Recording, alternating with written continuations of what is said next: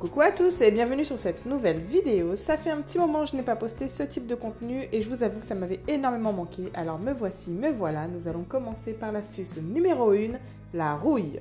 Alors la rouille, ça se trouve fréquemment dans les logements, malheureusement, dû à l'humidité, le manque d'entretien ou peut-être d'autres facteurs. En tout cas, il y a quand même la solution et je vais te montrer comment faire avec quelque chose de très simple, juste du citron. Et oui, on a tendance à vouloir aller acheter des produits spécifiques pour telle ou telle marque que l'on peut trouver en fait sur nos radiateurs ou autres. Et ben, tout simplement, en fait, le citron avec son acidité, lui, va combattre la rouille. Et vous voyez, c'est très simple d'utilisation, très rapide. Je vous assure, vous allez avoir le résultat en moins de 5 minutes. Alors, laissez un petit peu le jus de citron agir s'il y a vraiment une grande quantité. Moi, quand même, grâce à cette petite solution, j'ai pu enlever l'intégralité de la rouille. J'en avais même à l'intérieur du rail. Et comme vous le constatez, il n'y a plus rien, donc je suis très contente. Astuce numéro 2. Lorsque je me suis penchée sur le problème de la rouille, je me suis aperçue qu'il y avait énormément de poussière.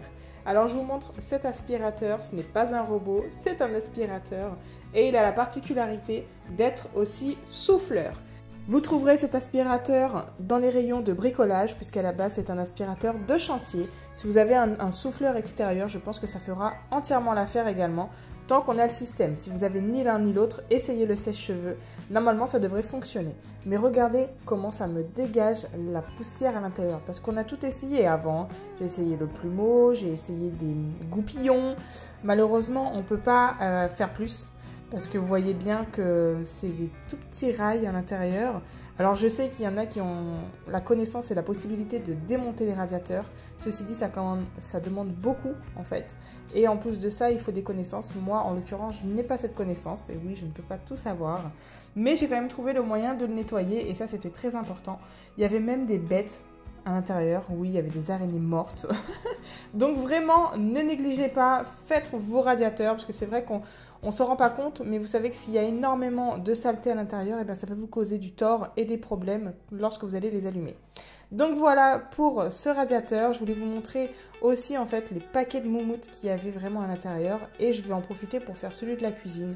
Alors je vous le montre brièvement hein, parce que vous vous doutez bien, lorsque j'ai découvert cette technique, eh bien, je l'ai fait dans tous les radiateurs de la maison. Mais ça aurait fait quand même beaucoup de radiateurs à vous filmer, donc c'était pas très intéressant. Voilà, là j'insiste en fait sur les restes, tout ce qui est descendu des radiateurs, voilà, de ne pas négliger, essayez de faire de même, comme je vous ai dit, un aspirateur, un souffleur extérieur ou même bien un sèche-cheveux, tant bien que mal vous allez y arriver. Astuce numéro 3, les portes abîmées. Alors vous me connaissez, du moins ceux qui me suivent me connaissent, vous savez très bien que les tâches ne me résistent pas, du moins généralement. Sauf que là, les portes sont littéralement abîmées, j'ai beau les nettoyer, les récurer, il n'y a rien à faire. Donc j'ai trouvé la solution simple, c'est de mettre des stickers adhésifs. Donc vous savez, ça se vend en rouleau, 1,59 € chez Action. Et voilà le résultat. Alors je voulais vraiment insister sur ça parce que c'est très facile à poser, c'est pas cher. Et ça couvre vraiment l'intégralité. Il ne faut pas poser sur une porte sale. Il faut clairement la nettoyer parce que si elle est pleine de graisse ou de saleté, 1, il va y avoir les marques. Et de 2, ça ne risque de pas coller. Je vous montre également ce que ça donne aussi sur les meubles. Voilà, c'est vraiment du papier très simple. Tout est déjà fourni, vous allez voir. C'est juste à poser, c'est très facile d'utilisation. Astuce faïence. Comme je vous l'ai dit, j'ai pas eu de chance, je suis arrivée dans un logement extrêmement sale, très encrassé. Les locataires précédents n'ont pas fait le nécessaire, voilà, ce sont des choses qui arrivent. Parfois, on est même absent trop longtemps ou on ne fait pas attention, on est dans une période noire et on se laisse déborder par le ménage. C'est pas grave, il n'y a aucun jugement. Le but aujourd'hui étant de vous donner la solution. Donc lorsque les joints de faïence sont très encrassés comme celui-ci, il ne faut pas hésiter. Vous prenez un petit couteau à beurre et vous allez venir en fait tout simplement gratter la première partie. Attention, on ne force pas, on ne prend pas de couteau à pointe, on n'est pas là pour casser le joint, juste on vient enlever en fait le surplus de graisse. Ensuite, nous allons prendre un petit récipient, un petit peu de bicarbonate de soude parce que ça dégraisse et ça blanchit. Nous allons prendre du citron parce que ça a l'acidité assez puissante pour pouvoir enlever pareil les matières graisseuses. Nous allons également rajouter du vinaigre parce que c'est un bon décapant et dégraissant. Voilà, on met tout ce qu'on a dans nos mains. Et lorsque j'ai appliqué cette petite potion magique, je viens y ajouter donc du pink stuff, la pâte, parce qu'elle a aussi son petit pouvoir magique. Donc il faudra laisser patienter 5 petites minutes aller boire un café en attendant, je sais pas, aller regarder 2-3 publicités à la télé. Occupez-vous, vous avez une petite brosse à dents, vous venez frotter donc vos joints très rapidement avec, vous rincez à l'eau claire, vous terminez avec la lingette microfibre pour pas qu'il y ait en fait de saleté qui viennent se déposer et voici le résultat. Alors celui qui me dit que ce n'est pas possible, attention à toi. Ensuite, détartrage interne. Si tu suis ce type de vidéo, tu sais très bien que le vinaigre chaud fait des miracles. Je précise chaud, parce que s'il n'est pas assez chaud, il ne fera rien pour toi. Par contre, on se retrouve en difficulté lorsque le calcaire vient s'imposer à l'intérieur de la cuvette. Moi, voilà, comme j'entretenais tout le temps mes WC, je n'avais pas ce souci-là, sauf que comme je vous l'ai dit, j'avais beaucoup à rattraper dans cette maison. Et malheureusement, les toilettes aussi en faisaient partie et il y avait énormément de tartre. Alors là, il ne te faut pas 3 litres de vinaigre chaud, je te rassure. Juste de quoi mouiller en fait ta microfibre, l'imbiber. Utilise des pinces parce que c'est très chaud, on n'a pas envie de se brûler les doigts. D'accord? Et une fois que ça refroidit un petit peu, n'hésite pas à venir la bloquer en dessous. Pour moi, c'était très très difficile étant donné qu'en fait, tout était entartré. Donc il n'y avait même pas de possibilité de mettre, donc il a fallu que je tienne avec la pince, tout ça. Mais j'ai quand même réussi à vaincre ce petit tartre. Voilà, c'est pas rien quand même.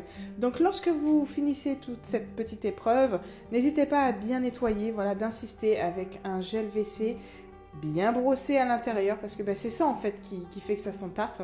C'est que malheureusement, le geste n'est pas fait au quotidien et puis voilà, accumulation. En tout cas, c'est réussi et j'espère que tu feras de même à la maison. Les stickers, les autocollants, vraiment, ça c'est une barbe. Beaucoup en fait tentent de mettre des tringles à rideaux, vous savez, via les petites pastilles autocollantes. Mais alors après, ça laisse des traces, c'est juste horrible, ça jaunit. Alors quand c'est jaune, c'est que vraiment, ça fait un petit moment que c'est là. Donc moi, j'avais un peu de tout à boire et à manger sur cette fenêtre. Donc j'ai utilisé la spatule. Attention à ne pas utiliser les bords pour ne pas creuser le PVC. Juste, vous utilisez la spatule délicatement. Ça va décoller une grosse partie du sticker. Vraiment, c'est important. Là, vous voyez, je fais avec le côté, mais je n'appuie pas avec la pointe. Une fois que vous avez dégagé cette grosse partie, vous prenez ce fameux petit produit. Voilà, vous pouvez en trouver dans tous les magasins de bricolage. Vous demandez un produit pour enlever les autocollants.